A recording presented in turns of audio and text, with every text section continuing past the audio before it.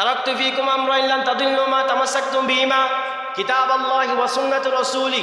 কোরআন এবং সুন্নাহ যদি আমরা আঁকড়ে ধরে রাখতে পারি তাহলে আমাদের দুনিয়াও সুন্দর করে দিবেন কে? আখিরাতও সুন্দর করে দিবেন কে? পারিবারিক, সামাজিক, রাষ্ট্রীয় জীবন সুন্দর করে দিবেন কে? এখন আমাদের রাষ্ট্রীয় জীবন সুন্দর নেই কেন?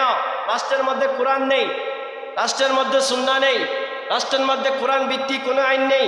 ওই জন্য আমাদের রাষ্ট্র সুন্দর নয়। রাষ্ট্রের মধ্যে মারামারি, রাষ্ট্রের মধ্যে কথাগুলি শুরু করে দিয়েছে, রাষ্ট্রের মধ্যে এটা খাওয়া শুরু করে দিয়েছে।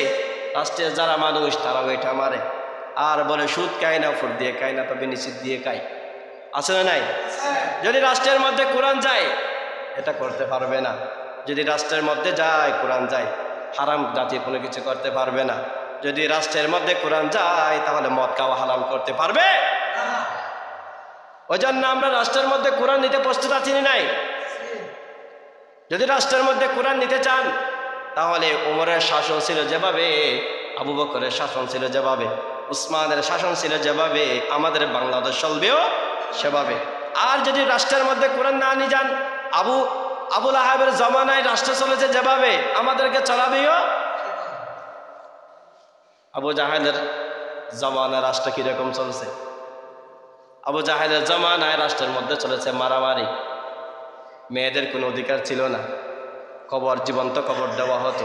ওটা আবু জাহেলের, এটা উদ্বান, ওটা সাইবা, তাদের যুগে ছিল।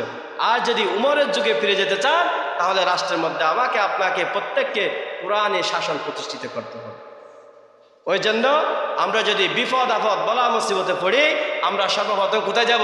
চায়ের দোকানে বসে বসে আবুল বিড়ি টানবো। কি করবো?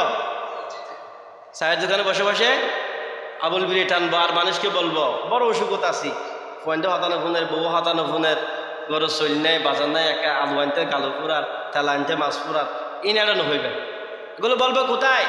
মসজিদে এসে 2 রাকাত তাহাজ্জুদের নামাজ পড়ে সব কিছু স্বীকারোক্তি দেবে একজনকে, চিল্লা বল তিনি কে? আল্লাহকে বলবো আল্লাহ অমুক অমুক সমস্যায় আছে, আমাকে সমাধান করে দিন। আল্লাহ পারে কি পারে না? পারে কি পারে না? বিশ্বাস আছে কি নাই? কার কার নাই?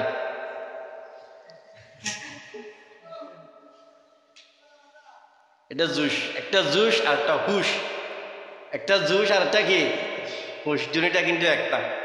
ওই জন্য আল্লাহ তাআলা আমাদেরকে বিপদ আপদে বলা মুসিবতে ধৈর্য ধারণ করা, সবর করা তৌফিক দান করুন।